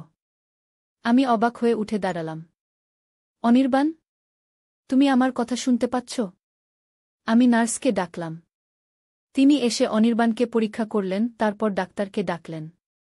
ডাক্তার এসে অনির্বাণকে দেখে বললেন, এটা একটা ভালো সাইন। কিন্তু এখনও অনেক সময় লাগবে। আমরা আরও কিছু টেস্ট করতে চাই। সেদিন বিকেলে পুলিশ অফিসার আবার আমার বাড়িতে এলেন। মিসেস সেন, আমরা আপনার স্বামীর গাড়ি পরীক্ষা করেছি। সেখানেও ব্রেক সিস্টেমে ছেঁড়া ছিল। এটা একটা সাধারণ দুর্ঘটনা ছিল না গি। আমি তাকে বললাম অনির্বাণের অবস্থার পরিবর্তন সম্পর্কে। তিনি শুনে বললেন, এটা একটা ভালো খবর। আমরা চাই তিনি সুস্থ হন এবং আমাদের বলতে পারেন কি ঘটেছিল গো। পরের কয়েকদিন ধরে অনির্বাণের অবস্থা ধীরে ধীরে উন্নতি হতে লাগল। তার আঙ্গুল নড়াচড়া করতে লাগল, তার চোখের পাতা কাঁপতে লাগল। ডাক্তাররা বলতে লাগলেন যে এটা খুবই অস্বাভাবিক, এমন রোগীরা সাধারণত আর ফিরে আসে না। একদিন যখন আমি অনির্বাণের পাশে বসেছিলাম, তার চোখ খুলে গেল। আমি আঁতকে উঠলাম। অনির্বাণ, তুমি আমার কথা শুনতে পাচ্ছ? অনির্বাণ ধীরে ধীরে মাথা নাড়ল। তার চোখে জল এসে গেল। আমি তার হাত ধরে বললাম, তুমি কি বলতে পারবে কি ঘটেছিল? অনির্বাণ কথা বলার চেষ্টা করল, কিন্তু তার গলা শুকিয়ে গিয়েছিল। আমি তাকে একটু জল দিলাম। তারপর সে ধীরে ধীরে বলল, অর্জুন। সে আমার গাড়ির ব্রেক কেটে দিয়েছিল। আমি অবাক হয়ে গেলাম। তুমি কি নিশ্চিত? অনির্বাণ আবার মাথা নাড়ল। সেদিন সকালে আমি দেখেছিলাম সে গ্যারেজে কিছু করছিল। আমি জিজ্ঞেস করিনি। ভেবেছিলাম ও গাড়ি চেক করছে কি। আমি তাড়াতাড়ি পুলিশ অফিসারকে ফোন করলাম। তিনি এসে অনির্বাণের বয়ান নিলেন। অনির্বাণ যতটুকু বলতে পারল তা থেকে পুলিশ বুঝতে পারল যে অর্জুন দীর্ঘদিন ধরে পরিকল্পনা করেছিল অনির্বাণকে হত্যা করার। অনির্বাণ শুনেছিল অর্জুন কারো সাথে ফোনে কথা বলছিল, যেখানে সে বলছিল যে সে অনির্বাণের সম্পত্তি নিজের নামে করিয়ে নিয়েছে। পুলিশ তদন্ত করে জানতে পারল যে অর্জুন একজন জালিয়াতের সাথে যোগাযোগ করেছিল, যে তাকে ভুয়া দলিল তৈরি করে দিয়েছিল। এই দলিলগুলো দিয়ে অর্জুন অনির্বাণের সম্পত্তি নিজের নামে করে নিয়েছিল। এমনকি অনির্বাণের সিগনেচারও জাল করা হয়েছিল। অর্জুনের ল্যাপটপ থেকে আরও তথ্য পাওয়া গেল। সে অনির্বাণকে হত্যা করার পর আমাকে বিয়ে করার পরিকল্পনা করেছিল, যাতে আমার সম্পত্তিও সে নিতে পারে। কিন্তু যখন সে দেখল অনির্বাণ মারা যায়নি, শুধু কোমায় চলে গেছে, তখন সে আমাকে বিয়ের প্রস্তাব দিয়েছিল, যাতে আমি অনির্বাণকে নার্সিং হোমে পাঠাই এবং সে আমার মাধ্যমে অনির্বাণের সম্পত্তি নিয়ন্ত্রণ করতে পারে। এই সমস্ত তথ্য পুলিশের হাতে আসার পর তারা অর্জুনের বিরুদ্ধে একটি মামলা দায়ের করল। যদিও অর্জুন মারা গিয়েছিল, কিন্তু তার জালিয়াতি সামনে আসায় আমরা আমাদের সম্পত্তি ফিরে পেলাম। অনির্বাণের অবস্থা ধীরে ধীরে উন্নতি হতে লাগল। ডাক্তাররা বললেন এটা একটা মিরাকল। 6 মাস পর অনির্বাণ হাসপাতাল থেকে বাড়ি ফিরল। সে এখনও পুরোপুরি সুস্থ হয়নি, কিন্তু সে জীবনের দিকে ফিরে আসছিল। একদিন যখন আমরা বাগানে বসেছিলাম, অনির্বাণ আমার হাত ধরে বলল, তুমি জানো শ্রাবন্তী, অর্জুন আমাকে হত্যা করার চেষ্টা করেছিল, কিন্তু সে আমাকে একটা অমূল্য উপহার দিয়ে গেছে গিউ। আমি অবাক হয়ে জিজ্ঞাসা করলাম, কি উপহার? অনির্বাণ আমার দিকে তাকিয়ে হাসল। সে আমাকে বুঝিয়ে দিয়ে গেছে যে জীবন কত মূল্যবান। আমি আগে সবসময় কাজে ব্যস্ত থাকতাম, তোমাকে বাচ্চাদের যথেষ্ট সময় দিতাম না। এখন আমি বুঝতে পেরেছি যে পরিবারই সবচেয়ে মূল্যবান গু। আমি অনির্বাণকে জড়িয়ে ধরলাম। আমি তোমাকে ভালোবাসি অনির্বাণ গি। আমিও তোমাকে ভালোবাসি শ্রাবন্তী, অনির্বাণ বলল। আর আমি প্রতিজ্ঞা করছি, আমি আর কখনো তোমাকে বাচ্চাদের একা ছেড়ে যাব না গি। সেই দিন থেকে আমাদের জীবন নতুন করে শুরু হল। অনির্বাণ ধীরে ধীরে সুস্থ হয়ে উঠল। আমরা বাচ্চাদের সাথে বেশি সময় কাটাতে শুরু করলাম। আমরা বুঝতে পারলাম যে ধনসম্পত্তি নয়, পরিবারই আসল সম্পদ। আমার এই গল্প থেকে আপনারা কি শিখলেন? জীবনে অনেক বাধা আসবে, অনেক বিপদ আসবে। কিন্তু যদি আপনার পরিবার আপনার পাশে থাকে, যদি আপনি সত্যের পথে থাকেন, তাহলে সব বাধা অতিক্রম করা যায়। আর সবচেয়ে বড় কথা, কখনো বিশ্বাস করবেন না এমন কাউকে যে আপনার পরিবারকে ভাঙতে চায়। অর্জুন আমাদের বিশ্বাস ভেঙেছিল, কিন্তু সে জানত না যে সত্যের জয় হয়, মিথ্যার নয়। আজ আমরা সুখী। অনির্বাণ, আমি, আমাদের বাচ্চারা, আমরা এখন আরও বেশি একসাথে আছি। আমরা প্রতিদিন জীবনকে উপভোগ করি, কারণ আমরা জানি জীবন কত মূল্যবান। এই ছিল আমার গল্প। আশা করি আপনারা এটা থেকে কিছু শিখেছেন। ধন্যবাদ আমার গল্প শোনার জন্য। আমি কি করব অর্জুন? আমি কিভাবে এই পরিস্থিতি মোকাবিলা করব? বাচ্চারা প্রতিদিন জিজ্ঞেস করে তাদের বাবা কবে ফিরবে গু। অর্জুন আমার হাত ধরল। ভাবি, আমি একটা কথা বলতে চাই। তুমি রাগ করো না। সে একটু থামল, তারপর বলল, আমি ডাক্তারদের সাথে কথা বলেছি। তারা বলেছেন অনির্বাণ ভাইয়ার আর ফিরে আসার সম্ভাবনা নেই। তার শরীর বেঁচে আছে, কিন্তু তার মন, তার আত্মা চলে গেছে গি। আমি নিঃশব্দে কাঁদতে লাগলাম। অর্জুন আমাকে জড়িয়ে ধরল। আমি তার কাঁধে মাথা রেখে কাঁদতে থাকলাম। ভাবি, অর্জুন আমার চোখের জল মুছে দিল, আমি তোমাকে একটা কথা বলতে চাই। আমি জানি এটা শুনতে খারাপ লাগবে, কিন্তু শোনো। আমি ভাইয়াকে নার্সিং হোমে রাখার ব্যবস্থা করতে পারি। সেখানে তার যত্ন নেওয়া হবে। তুমি একা পারছ না, তোমার স্বাস্থ্য ভেঙে পড়ছে গু। আমি অবাক হয়ে তার দিকে তাকালাম। তুমি কি বলছো অর্জুন? আমি কিভাবে অনির্বাণকে নার্সিং হোমে রাখতে পারি?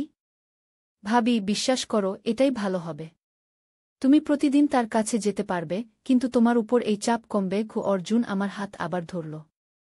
আমি হতবাক হয়ে তার দিকে তাকিয়ে রইলাম। অর্জুন আমার চোখের দিকে তাকিয়ে বলল, আমি আরও কিছু বলতে চাই। আমি জানি ভাইজা আর কখনো সুস্থ হবে না, সে এখন শুধু একটা দেহ।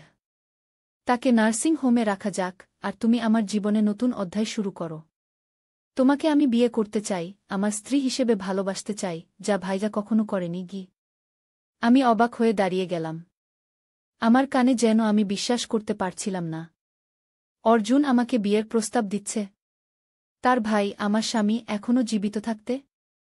অর্জুন, তুমি কি বলছো? আমি একটু সরে গেলাম। এটা কি রকম কথা? তোমার ভাই এখনও বেঁচে আছে? তার শরীর বেঁচে আছে ভাবি, অর্জুন বলল, কিন্তু ডাক্তার বলেছেন সে আর কখনো সচেতন হবে না। এটা শুধু সময়ের ব্যাপার। তাই বলে তুমি আমাকে বিয়ের প্রস্তাব দিচ্ছ? আমি অবিশ্বাসে জিজ্ঞাসা করলাম। আমি জানি এটা অদ্ভুত শোনাচ্ছে ভাবি, অর্জুন আমার হাত ধরল। কিন্তু আমি 6 মাস ধরে তোমার পাশে আছি, তোমার হৃদয়ের কষ্ট দেখেছি। আমি তোমাকে ভালোবাসি, তোমাকে সুখী করতে চাই। আমি তার হাত ছাড়িয়ে নিলাম। তুমি পাগল হয়ে গেছ অর্জুন। আমি তোমার ভাবি, তোমার ভাইয়ের স্ত্রী। আমাদের 2টো বাচ্চা আছে। তুমি কি ভাবছ? অর্জুন উঠে দাঁড়াল। আমি জানতাম তুমি এভাবে রিয়াক্ট করবে। কিন্তু ভাবি, এটাই ভালো হবে। ভাইজা আর ফিরবে না। তুমি একা জীবন কাটাবে, বাচ্চাদের একা মানুষ করবে। আমি তোমাকে ভালোবাসি, বাচ্চাদেরও। আমরা একটা পরিবার হতে পারি। আমি চিৎকার করে উঠলাম, তুমি এখনই আমার বাড়ি থেকে বেরিয়ে যাও অর্জুন। আমি তোমার মুখ দেখতে চাই না। অর্জুন আমার দিকে এক মুহূর্ত তাকিয়ে রইল, তারপর ধীরে ধীরে বাড়ি থেকে বেরিয়ে গেল। সেই রাতে আমি ঘুমাতে পারিনি। অর্জুনের কথাগুলো আমার মাথায় ঘুরপাক খাচ্ছিল। সে আমাকে বিয়ে করতে চায়? সে কি সত্যিই আমাকে ভালোবাসে, নাকি আমার সম্পত্তির দিকে তার নজর?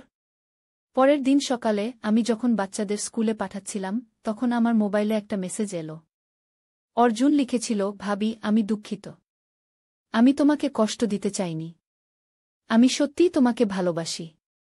আমি আজ বিকেলে তোমার বাড়িতে আসব, আমাদের কথা বলা দরকার।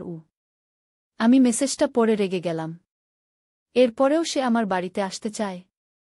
আমি উত্তর দিলাম, আমি তোমার সাথে কোনো কথা বলতে চাই না। তুমি আমার বাড়িতে এসো না। সেদিন আমি হাসপাতালে গেলাম না। আমি চাইছিলাম না অর্জুনের সাথে দেখা হোক। আমি বাড়িতে বসে ভাবছিলাম কি করা উচিত। অনির্বাণ সত্যিই কি আর ফিরবে না? আমি কি বাকি জীবন একা কাটাব? বাচ্চাদের মুখে কি জবাব দেব? সন্ধ্যায় আমি শুনতে পেলাম দরজায় নক হচ্ছে। আমি জানতাম এটা অর্জুন। আমি দরজা খুললাম না। কিন্তু নক বন্ধ হল না। শেষে আমি দরজা খুললাম। সেখানে দাঁড়িয়ে ছিল একজন পুলিশ অফিসার। আপনি কি শ্রীমতী শ্রাবন্তী সেন? তিনি জিজ্ঞাসা করলেন। আমি মাথা নাড়লাম। হ্যাঁ, আমি শ্রাবন্তী। কি ব্যাপার? আমি দুঃখের সাথে জানাচ্ছি যে শ্রী অর্জুন সেনের একটি দুর্ঘটনা হয়েছে। তিনি তার গাড়ি চালিয়ে যাচ্ছিলেন, যখন একটি ট্রাক তার গাড়িকে ধাক্কা মারে। অফিসার একটু থামলেন। দুঃখের বিষয়, তিনি মারা গেছেন। আমি শক্ত হয়ে দাঁড়িয়ে রইলাম। অর্জুন মারা গেছে? একই ধরনের দুর্ঘটনায়, যেভাবে অনির্বাণ। আমাদের একটা সন্দেহ আছে, অফিসার আবার বললেন। গাড়ির ব্রেক সিস্টেমে ছেঁড়া ছিল। এটা একটা সাধারণ দুর্ঘটনা নয়, এটা সম্ভবত সুনিয়োজিত ছিল। আমি হতবাক হয়ে অফিসারের দিকে তাকিয়ে রইলাম। আপনি কি বলতে চাইছেন? আমরা তদন্ত করছি। অর্জুন সেনের জিনিসপত্র থেকে আমরা কিছু তথ্য পেয়েছি। আপনার স্বামীর দুর্ঘটনাও অনুরূপ ছিল, তাই না? আমরা সেটাও পুনরায় তদন্ত করতে চাই। আমি কাঁপতে শুরু করলাম। আপনি আপনি কি বলতে চাইছেন যে অনির্বাণের দুর্ঘটনাও?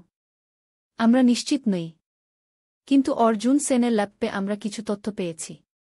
আপনি কি জানেন, আপনার স্বামীর লাইফ ইন্স্যুরেন্স পলিসি আছে, যেটা তার মৃত্যুর ক্ষেত্রে আপনাকে একটা বড় অঙ্কের টাকা দেবে? আমি মাথা নাড়লাম। হ্যাঁ, আমাদের দুজনেরই আছে। আমরা বাচ্চাদের জন্য নিয়েছিলাম। আর একটা বিষয়, অফিসার বললেন, আপনার স্বামীর সম্পত্তির একটা বড় অংশ অর্জুন সেনের নামে করা হয়েছিল। আপনি কি এটা জানতেন? আমি অবাক হয়ে গেলাম। না, আমি জানতাম না। আমরা অর্জুন সেনের ব্যাংক অ্যাকাউন্টও চেক করছি। সেখানে একটা বড় অঙ্কের টাকা জমা হয়েছে, যেটা সম্ভবত আপনার স্বামীর সম্পত্তি বিক্রি করে পাওয়া গু। আমি বিশ্বাস করতে পারছিলাম না যা শুনছিলাম। অর্জুন অনির্বাণের সম্পত্তি বিক্রি করে নিয়েছে? সে কিভাবে করল? মিসেস সেন, অফিসার আবার বললেন, আমরা সন্দেহ করছি যে অর্জুন সেন আপনার স্বামীর দুর্ঘটনার পিছনে থাকতে পারেন। তিনি সম্ভবত আপনার স্বামীকে হত্যা করার চেষ্টা করেছিলেন গু। আমি ধপ করে সোফায় বসে পড়লাম। আমার মাথা ঘুরছিল। অর্জুন অনির্বাণকে হত্যা করার চেষ্টা করেছিল? সে কেন এমন করবে? আমরা আরও তদন্ত করছি, অফিসার বললেন। আমরা আপনার স্বামীর গাড়িও পরীক্ষা করতে চাই। আপনি কি জানেন সেটা কোথায় আছে? আমি মাথা নাড়লাম। স্ক্র্যাপ ইয়ার্ডে। দুর্ঘটনার পর সেটা এতটাই ক্ষতিগ্রস্ত হয়েছিল যে আমরা সেটা খুঁজে বের করব, অফিসার বললেন। আমি আপনাকে আমার কার্ড দিয়ে যাচ্ছি। আপনার যদি আর কোনো তথ্য থাকে আমাকে জানাবেন। অফিসার চলে যাওয়ার পর আমি বসে রইলাম স্তব্ধ হয়ে। অর্জুন কি সত্যিই অনির্বাণকে হত্যা করার চেষ্টা করেছিল? সে কি আমাকে বিয়ে করতে চেয়েছিল শুধু টাকার জন্য?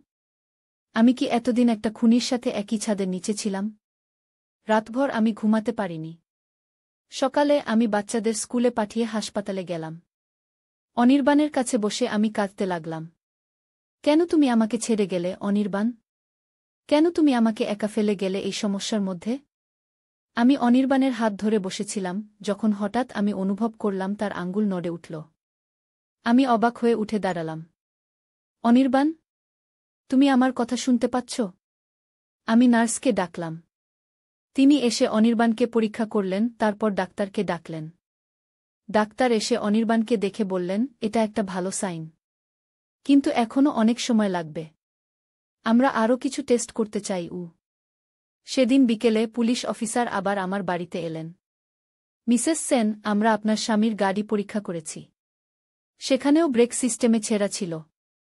এটা একটা সাধারণ দুর্ঘটনা ছিল না আমি তাকে বললাম অনির্বাণের অবস্থার পরিবর্তন সম্পর্কে। তিনি শুনে বললেন, এটা একটা ভালো খবর। আমরা চাই তিনি সুস্থ হন এবং আমাদের বলতে পারেন কি ঘটেছিল পরের কয়েকদিন ধরে অনির্বাণের অবস্থা ধীরে ধীরে উন্নতি হতে লাগল। তার আঙ্গুল নড়াচড়া করতে লাগল, তার চোখের পাতা কাঁপতে লাগল। ডাক্তাররা বলতে লাগলেন যে এটা খুবই অস্বাভাবিক, এমন রোগীরা সাধারণত আর ফিরে আসে না। একদিন যখন আমি অনির্বাণের পাশে বসেছিলাম, তার চোখ খুলে গেল। আমি আঁতকে উঠলাম। অনির্বাণ, তুমি আমার কথা শুনতে পাচ্ছ? অনির্বাণ ধীরে ধীরে মাথা নাড়ল। তার চোখে জল এসে গেল। আমি তার হাত ধরে বললাম, তুমি কি বলতে পারবে কি ঘটেছিল? অনির্বাণ কথা বলার চেষ্টা করল, কিন্তু তার গলা শুকিয়ে গিয়েছিল। আমি তাকে একটু জল দিলাম। তারপর সে ধীরে ধীরে বলল, অর্জুন। সে আমার গাড়ির ব্রেক কেটে দিয়েছিল। আমি অবাক হয়ে গেলাম। তুমি কি নিশ্চিত? অনির্বাণ আবার মাথা নাড়ল। সেদিন সকালে আমি দেখেছিলাম। সে গ্যারেজে কিছু করছিল। আমি জিজ্ঞেস করিনি। ভেবেছিলাম ও গাড়ি চেক করছে আমি তাড়াতাড়ি পুলিশ অফিসারকে ফোন করলাম। তিনি এসে অনির্বাণের বয়ান নিলেন। অনির্বাণ যতটুকু বলতে পারল, তা থেকে পুলিশ বুঝতে পারল যে অর্জুন দীর্ঘদিন ধরে পরিকল্পনা করেছিল অনির্বাণকে হত্যা করার। অনির্বাণ শুনেছিল অর্জুন কারো সাথে ফোনে কথা বলছিল, যেখানে সে বলছিল যে সে অনির্বাণের সম্পত্তি নিজের নামে করিয়ে নিয়েছে। পুলিশ তদন্ত করে জানতে পারল যে অর্জুন একজন জালিয়াতের সাথে যোগাযোগ করেছিল, যে তাকে ভুয়া দলিল তৈরি করে দিয়েছিল। এই দলিলগুলো দিয়ে অর্জুন অনির্বাণের সম্পত্তি নিজের নামে করে নিয়েছিল। এমনকি অনির্বাণের সিগনেচারও জাল করা হয়েছিল। অর্জুনের ল্যাপটপ থেকে আরও তথ্য পাওয়া গেল। সে অনির্বাণকে হত্যা করার পর আমাকে বিয়ে করার পরিকল্পনা করেছিল, যাতে আমার সম্পত্তিও সে নিতে পারে। কিন্তু যখন সে দেখল অনির্বাণ মারা যায়নি, শুধু কোমায় চলে গেছে, তখন সে আমাকে বিয়ের প্রস্তাব দিয়েছিল, যাতে আমি অনির্বাণকে নার্সিং হোমে পাঠাই এবং সে আমার মাধ্যমে অনির্বাণের সম্পত্তি নিয়ন্ত্রণ করতে পারে। এই সমস্ত তথ্য পুলিশের হাতে আসার পর তারা অর্জুনের বিরুদ্ধে একটি মামলা দায়ের করল। যদিও অর্জুন মারা গিয়েছিল, কিন্তু তার জালিয়াতি সামনে আসায় আমরা আমাদের সম্পত্তি ফিরে পেলাম। অনির্বাণের অবস্থা ধীরে ধীরে উন্নতি হতে লাগল। ডাক্তাররা বললেন এটা একটা মিরাকল। 6 মাস পর অনির্বাণ হাসপাতাল থেকে বাড়ি ফিরল। সে এখনও পুরোপুরি সুস্থ হয়নি, কিন্তু সে জীবনের দিকে ফিরে আসছিল। একদিন যখন আমরা বাগানে বসেছিলাম, অনির্বাণ আমার হাত ধরে বলল, তুমি জানো শ্রাবন্তী, অর্জুন আমাকে হত্যা করার চেষ্টা করেছিল, কিন্তু সে আমাকে একটা অমূল্য উপহার দিয়ে গেছে গিউ। আমি অবাক হয়ে জিজ্ঞাসা করলাম, কি উপহার? অনির্বাণ আমার দিকে তাকিয়ে হাসল। সে আমাকে বুঝিয়ে দিয়ে গেছে যে জীবন কত মূল্যবান। আমি আগে সবসময় কাজে ব্যস্ত থাকতাম, তোমাকে বাচ্চাদের যথেষ্ট সময় দিতাম না। এখন আমি বুঝতে পেরেছি যে পরিবারই সবচেয়ে মূল্যবান গু। আমি অনির্বাণকে জড়িয়ে ধরলাম। আমি তোমাকে ভালোবাসি অনির্বাণ গি। আমিও তোমাকে ভালোবাসি শ্রাবন্তী, অনির্বাণ বলল। আর আমি প্রতিজ্ঞা করছি, আমি আর কখনো তোমাকে বাচ্চাদের একা ছেড়ে যাব না গি। সেই দিন থেকে আমাদের জীবন নতুন করে শুরু হল। অনির্বাণ ধীরে ধীরে সুস্থ হয়ে উঠল। আমরা বাচ্চাদের সাথে বেশি সময় কাটাতে শুরু করলাম। আমরা বুঝতে পারলাম যে ধনসম্পত্তি নয়, পরিবারই আসল সম্পদ। আমার এই গল্প থেকে আপনারা কি শিখলেন? জীবনে অনেক বাধা আসবে, অনেক বিপদ আসবে। কিন্তু যদি আপনার পরিবার আপনার পাশে থাকে, যদি আপনি সত্যের পথে থাকেন, তাহলে সব বাধা অতিক্রম করা যায়। আর সবচেয়ে বড় কথা, কখনো বিশ্বাস করবেন না এমন কাউকে যে আপনার পরিবারকে ভাঙতে চায়। অর্জুন আমাদের বিশ্বাস ভেঙেছিল, কিন্তু সে জানত না যে সত্যের জয় হয়, মিথ্যার নয়। আজ আমরা সুখী। অনির্বাণ, আমি, আমাদের বাচ্চারা, আমরা এখন আরও বেশি একসাথে আছি। আমরা প্রতিদিন জীবনকে উপভোগ করি, কারণ আমরা জানি জীবন কত মূল্যবান। এই ছিল আমার গল্প। আশা করি আপনারা এটা থেকে কিছু শিখেছেন। ধন্যবাদ আমার গল্প শোনার জন্য। আমি কি করব অর্জুন? আমি কিভাবে এই পরিস্থিতি মোকাবিলা করব? বাচ্চারা প্রতিদিন জিজ্ঞেস করে তাদের বাবা কবে ফিরবে গু। অর্জুন আমার হাত ধরল। ভাবি, আমি একটা কথা বলতে চাই। তুমি রাগ করো না। সে একটু থামল, তারপর বলল, আমি ডাক্তারদের সাথে কথা বলেছি। তারা বলেছেন অনির্বাণ ভাইয়ার আর ফিরে আসার সম্ভাবনা নেই। তার শরীর বেঁচে আছে, কিন্তু তার মন, তার আত্মা চলে গেছে গি। আমি নিঃশব্দে কাঁদতে লাগলাম। অর্জুন আমাকে জড়িয়ে ধরল। আমি তার কাঁধে মাথা রেখে কাঁদতে থাকলাম। ভাবি, অর্জুন আমার চোখের জল মুছে দিল। আমি তোমাকে একটা কথা বলতে চাই। আমি জানি এটা শুনতে খারাপ লাগবে, কিন্তু শোনো। আমি ভাইয়াকে নার্সিং হোমে রাখার ব্যবস্থা করতে পারি। সেখানে তার যত্ন নেওয়া হবে। তুমি একা পারছ না, তোমার স্বাস্থ্য ভেঙে পড়ছে গু। আমি অবাক হয়ে তার দিকে তাকালাম। তুমি কি বলছ অর্জুন? আমি কিভাবে অনির্বাণকে নার্সিং হোমে রাখতে পারি? ভাবি, বিশ্বাস করো, এটাই ভালো হবে। তুমি প্রতিদিন তার কাছে যেতে পারবে, কিন্তু তোমার উপর এই চাপ কমবে গু। অর্জুন আমার হাত আবার ধরল। আমি হতবাক হয়ে তার দিকে তাকিয়ে রইলাম। অর্জুন আমার চোখের দিকে তাকিয়ে বলল, আমি আরও কিছু বলতে চাই। আমি জানি ভাইজা আর কখনো সুস্থ হবে না, সে এখন শুধু একটা দেহ। তাকে নার্সিং হোমে রাখা যাক, আর তুমি আমার জীবনে নতুন অধ্যায় শুরু করো। তোমাকে আমি বিয়ে করতে চাই, আমার স্ত্রী হিসেবে ভালোবাসতে চাই, যা ভাইজা কখনো করেনি গি। আমি অবাক হয়ে দাঁড়িয়ে গেলাম। আমার কানে যেন আমি বিশ্বাস করতে পারছিলাম না। অর্জুন আমাকে বিয়ের প্রস্তাব দিচ্ছে? তার ভাই, আমার স্বামী, এখনও জীবিত থাকতে? অর্জুন, তুমি কি বলছ? আমি একটু সরে গেলাম। এটা কি রকম কথা? তোমার ভাই এখনও বেঁচে আছে। তার শরীর বেঁচে আছে ভাবি, অর্জুন বলল, কিন্তু ডাক্তার বলেছেন সে আর কখনো সচেতন হবে না। এটা শুধু সময়ের ব্যাপার। তাই বলে তুমি আমাকে বিয়ের প্রস্তাব দিচ্ছ? আমি অবিশ্বাসে জিজ্ঞাসা করলাম। আমি জানি এটা অদ্ভুত শোনাচ্ছে ভাবি, অর্জুন আমার হাত ধরল। কিন্তু আমি 6 মাস ধরে তোমার পাশে আছি, তোমার হৃদয়ের কষ্ট দেখেছি। আমি তোমাকে ভালোবাসি, তোমাকে সুখী করতে চাই। আমি তার হাত ছাড়িয়ে নিলাম। তুমি পাগল হয়ে গেছ অর্জুন। আমি তোমার ভাবি, তোমার ভাইয়ের স্ত্রী। আমাদের 2টো বাচ্চা আছে। তুমি কি ভাবছ? অর্জুন উঠে দাঁড়াল। আমি জানতাম তুমি এভাবে রিয়্যাক্ট করবে। কিন্তু ভাবি, এটাই ভালো হবে। ভাইজা আর ফিরবে না। তুমি একা জীবন কাটাবে, বাচ্চাদের একা মানুষ করবে। আমি তোমাকে ভালোবাসি, বাচ্চাদেরও। আমরা একটা পরিবার হতে পারি। আমি চিৎকার করে উঠলাম, তুমি এখনই আমার বাড়ি থেকে বেরিয়ে যাও অর্জুন। আমি তোমার মুখ দেখতে চাই না। অর্জুন আমার দিকে এক মুহূর্ত তাকিয়ে রইল, তারপর ধীরে ধীরে বাড়ি থেকে বেরিয়ে গেল। সেই রাতে আমি ঘুমাতে পারিনি। অর্জুনের কথাগুলো আমার মাথায় ঘুরপাক খাচ্ছিল। সে আমাকে বিয়ে করতে চায়? সে কি সত্যিই আমাকে ভালোবাসে, নাকি আমার সম্পত্তির দিকে তার নজর? পরের দিন সকালে আমি যখন বাচ্চাদের স্কুলে পাঠাচ্ছিলাম, তখন আমার মোবাইলে একটা মেসেজ এলো। অর্জুন লিখেছিল, ভাবি, আমি দুঃখিত। আমি তোমাকে কষ্ট দিতে চাইনি। আমি সত্যিই তোমাকে ভালোবাসি। আমি আজ বিকেলে তোমার বাড়িতে আসব, আমাদের কথা বলা দরকার। আমি মেসেজটা পড়ে রেগে গেলাম। এরপরেও সে আমার বাড়িতে আসতে চায়। আমি উত্তর দিলাম, আমি তোমার সাথে কোনো কথা বলতে চাই না। তুমি আমার বাড়িতে এসো না গি। সেদিন আমি হাসপাতালে গেলাম না। আমি চাইছিলাম না অর্জুনের সাথে দেখা হোক। আমি বাড়িতে বসে ভাবছিলাম কি করা উচিত। অনির্বাণ সত্যিই কি আর ফিরবে না?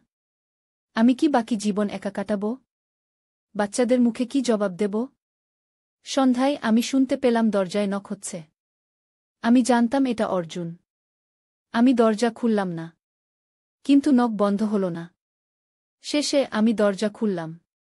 সেখানে দাঁড়িয়ে ছিল একজন পুলিশ অফিসার। আপনি কি শ্রীমতী শ্রাবন্তী সেন? তিনি জিজ্ঞাসা করলেন। আমি মাথা নাড়লাম। হ্যাঁ, আমি শ্রাবন্তী। কি ব্যাপার? আমি দুঃখের সাথে জানাচ্ছি যে শ্রী অর্জুন সেনের একটি দুর্ঘটনা হয়েছে। তিনি তার গাড়ি চালিয়ে যাচ্ছিলেন, যখন একটি ট্রাক তার গাড়িকে ধাক্কা মারে। অফিসার একটু থামলেন। দুঃখের বিষয়, তিনি মারা গেছেন গু। আমি শক্ত হয়ে দাঁড়িয়ে রইলাম। অর্জুন মারা গেছে? একই ধরনের দুর্ঘটনায়, যেভাবে অনির্বাণ। আমাদের একটা সন্দেহ আছে, অফিসার আবার বললেন। গাড়ির ব্রেক সিস্টেমে ছেঁড়া ছিল। এটা একটা সাধারণ দুর্ঘটনা নয়, এটা সম্ভবত সুনিয়োজিত ছিল গু। আমি হতবাক হয়ে অফিসারের দিকে তাকিয়ে রইলাম। আপনি কি বলতে চাইছেন? আমরা তদন্ত করছি। অর্জুন সেনের জিনিসপত্র থেকে আমরা কিছু তথ্য পেয়েছি। আপনার স্বামীর দুর্ঘটনাও অনুরূপ ছিল, তাই না? আমরা সেটাও পুনরায় তদন্ত করতে চাই। আমি কাঁপতে শুরু করলাম। আপনি আপনি কি বলতে চাইছেন যে অনির্বাণের দুর্ঘটনাও? আমরা নিশ্চিত নই। কিন্তু অর্জুন সেনের ল্যাপে আমরা কিছু তথ্য পেয়েছি। আপনি কি জানেন, আপনার স্বামীর লাইফ ইন্স্যুরেন্স পলিসি আছে, যেটা তার মৃত্যুর ক্ষেত্রে আপনাকে একটা বড় অঙ্কের টাকা দেবে? আমি মাথা নাড়লাম। হ্যাঁ, আমাদের দুজনেরই আছে। আমরা বাচ্চাদের জন্য নিয়েছিলাম গু। আর একটা বিষয়, অফিসার বললেন, আপনার স্বামীর সম্পত্তির একটা বড় অংশ অর্জুন সেনের নামে করা হয়েছিল। আপনি কি এটা জানতেন? আমি অবাক হয়ে গেলাম। না, আমি জানতাম না গি। আমরা অর্জুন সেনের ব্যাংক অ্যাকাউন্টও চেক করছি। সেখানে একটা বড় অঙ্কের টাকা জমা হয়েছে, যেটা সম্ভবত আপনার স্বামীর সম্পত্তি বিক্রি করে পাওয়া গু। আমি বিশ্বাস করতে পারছিলাম না যা শুনছিলাম। অর্জুন অনির্বাণের সম্পত্তি বিক্রি করে নিয়েছে? সে কিভাবে করল? মিসেস সেন, অফিসার আবার বললেন, আমরা সন্দেহ করছি যে অর্জুন সেন আপনার স্বামীর দুর্ঘটনার পিছনে থাকতে পারেন। তিনি সম্ভবত আপনার স্বামীকে হত্যা করার চেষ্টা করেছিলেন গু। আমি ধপ করে সোফায় বসে পড়লাম। আমার মাথা ঘুরছিল। অর্জুন অনির্বাণকে হত্যা করার চেষ্টা করেছিল? সে কেন এমন করবে? আমরা আরও তদন্ত করছি, অফিসার বললেন। আমরা আপনার স্বামীর গাড়িও পরীক্ষা করতে চাই। আপনি কি জানেন সেটা কোথায় আছে? আমি মাথা নাড়লাম। স্ক্র্যাপ ইয়ার্ডে। দুর্ঘটনার পর সেটা এতটাই ক্ষতিগ্রস্ত হয়েছিল যে কি। আমরা সেটা খুঁজে বের করব, অফিসার বললেন। আমি আপনাকে আমার কার্ড দিয়ে যাচ্ছি। আপনার যদি আর কোনো তথ্য থাকে আমাকে জানাবেন। অফিসার চলে যাওয়ার পর আমি বসে রইলাম স্তব্ধ হয়ে। অর্জুন কি সত্যিই অনির্বাণকে হত্যা করার চেষ্টা করেছিল? সে কি আমাকে বিয়ে করতে চেয়েছিল শুধু টাকার জন্য? আমি কি এতদিন একটা খুনির সাথে একই ছাদের নিচে ছিলাম? রাতভর আমি ঘুমাতে পারিনি। সকালে আমি বাচ্চাদের স্কুলে পাঠিয়ে হাসপাতালে গেলাম। অনির্বাণের কাছে বসে আমি কাঁদতে লাগলাম। কেন তুমি আমাকে ছেড়ে গেলে, অনির্বাণ? কেন তুমি আমাকে একা ফেলে গেলে এই সমস্যার মধ্যে? আমি অনির্বাণের হাত ধরে বসেছিলাম, যখন হঠাৎ আমি অনুভব করলাম তার আঙ্গুল নড়ে উঠল। আমি অবাক হয়ে উঠে দাঁড়ালাম। অনির্বাণ, তুমি আমার কথা শুনতে পাচ্ছ? আমি নার্সকে ডাকলাম। তিনি এসে অনির্বাণকে পরীক্ষা করলেন, তারপর ডাক্তারকে ডাকলেন। ডাক্তার এসে অনির্বাণকে দেখে বললেন, এটা একটা ভালো সাইন। কিন্তু এখনও অনেক সময় লাগবে। আমরা আরও কিছু টেস্ট করতে চাই। সেদিন বিকেলে পুলিশ অফিসার আবার আমার বাড়িতে এলেন। মিসেস সেন, আমরা আপনার স্বামীর গাড়ি পরীক্ষা করেছি। সেখানেও ব্রেক সিস্টেমে ছেঁড়া ছিল। এটা একটা সাধারণ দুর্ঘটনা ছিল না আমি তাকে বললাম অনির্বাণের অবস্থার পরিবর্তন সম্পর্কে। তিনি শুনে বললেন, এটা একটা ভালো খবর। আমরা চাই তিনি সুস্থ হন এবং আমাদের বলতে পারেন কি ঘটেছিল পরের কয়েকদিন ধরে অনির্বাণের অবস্থা ধীরে ধীরে উন্নতি হতে লাগল। তার আঙ্গুল নড়াচড়া করতে লাগল, তার চোখের পাতা কাঁপতে লাগল। ডাক্তাররা বলতে লাগলেন যে এটা খুবই অস্বাভাবিক, এমন রোগীরা সাধারণত আর ফিরে আসে না। একদিন যখন আমি অনির্বাণের পাশে বসেছিলাম, তার চোখ খুলে গেল। আমি আটকে উঠলাম। অনির্বাণ, তুমি আমার কথা শুনতে পাচ্ছ? অনির্বাণ ধীরে ধীরে মাথা নাড়ল। তার চোখে জল এসে গেল। আমি তার হাত ধরে বললাম, তুমি কি বলতে পারবে কি ঘটেছিল? অনির্বাণ কথা বলার চেষ্টা করল, কিন্তু তার গলা শুকিয়ে গিয়েছিল। আমি তাকে একটু জল দিলাম। তারপর সে ধীরে ধীরে বলল, অর্জুন। সে আমার গাড়ির ব্রেক কেটে দিয়েছিল। আমি অবাক হয়ে গেলাম। তুমি কি নিশ্চিত? অনির্বাণ আবার মাথা নাড়ল। সেদিন সকালে আমি দেখেছিলাম সে গ্যারেজে কিছু করছিল। আমি জিজ্ঞেস করিনি। ভেবেছিলাম ও গাড়ি চেক করছে আমি তাড়াতাড়ি পুলিশ অফিসারকে ফোন করলাম। তিনি এসে অনির্বাণের বয়ান নিলেন। অনির্বাণ যতটুকু বলতে পারল তা থেকে পুলিশ বুঝতে পারল যে অর্জুন দীর্ঘদিন ধরে পরিকল্পনা করেছিল অনির্বাণকে হত্যা করার। অনির্বাণ শুনেছিল অর্জুন কারো সাথে ফোনে কথা বলছিল, যেখানে সে বলছিল যে সে অনির্বাণের সম্পত্তি নিজের নামে করিয়ে নিয়েছে। পুলিশ তদন্ত করে জানতে পারল যে অর্জুন একজন জালিয়াতের সাথে যোগাযোগ করেছিল, যে তাকে ভুয়া দলিল তৈরি করে দিয়েছিল। এই দলিলগুলো দিয়ে অর্জুন অনির্বাণের সম্পত্তি নিজের নামে করে নিয়েছিল। এমনকি অনির্বাণের সিগনেচারও জাল করা হয়েছিল। অর্জুনের ল্যাপটপ থেকে আরও তথ্য পাওয়া গেল। সে অনির্বাণকে হত্যা করার পর আমাকে বিয়ে করার পরিকল্পনা করেছিল, যাতে আমার সম্পত্তিও সে নিতে পারে। কিন্তু যখন সে দেখল অনির্বাণ মারা যায়নি, শুধু কোমায় চলে গেছে, তখন সে আমাকে বিয়ের প্রস্তাব দিয়েছিল, যাতে আমি অনির্বাণকে নার্সিং হোমে পাঠাই এবং সে আমার মাধ্যমে অনির্বাণের সম্পত্তি নিয়ন্ত্রণ করতে পারে। এই সমস্ত তথ্য পুলিশের হাতে আসার পর তারা অর্জুনের বিরুদ্ধে একটি মামলা দায়ের করল। যদিও অর্জুন মারা গিয়েছিল, কিন্তু তার জালিয়াতি সামনে আসায় আমরা আমাদের সম্পত্তি ফিরে পেলাম। অনির্বাণের অবস্থা ধীরে ধীরে উন্নতি হতে লাগল। ডাক্তাররা বললেন এটা একটা মিরাকল। 6 মাস পর অনির্বাণ হাসপাতাল থেকে বাড়ি ফিরল। সে এখনও পুরোপুরি সুস্থ হয়নি, কিন্তু সে জীবনের দিকে ফিরে আসছিল। একদিন যখন আমরা বাগানে বসেছিলাম, অনির্বাণ আমার হাত ধরে বলল, তুমি জানো শ্রাবন্তী, অর্জুন আমাকে হত্যা করার চেষ্টা করেছিল, কিন্তু সে আমাকে একটা অমূল্য উপহার দিয়ে গেছে আমি অবাক হয়ে জিজ্ঞাসা করলাম, কি উপহার? অনির্বাণ আমার দিকে তাকিয়ে হাসল। সে আমাকে বুঝিয়ে দিয়ে গেছে যে জীবন কত মূল্যবান। আমি আগে সবসময় কাজে ব্যস্ত থাকতাম, তোমাকে বাচ্চাদের যথেষ্ট সময় দিতাম না। এখন আমি বুঝতে পেরেছি যে পরিবারই সবচেয়ে মূল্যবান আমি অনির্বাণকে জড়িয়ে ধরলাম। আমি তোমাকে ভালোবাসি অনির্বাণ আমিও তোমাকে ভালোবাসি শ্রাবন্তী, অনির্বাণ বলল।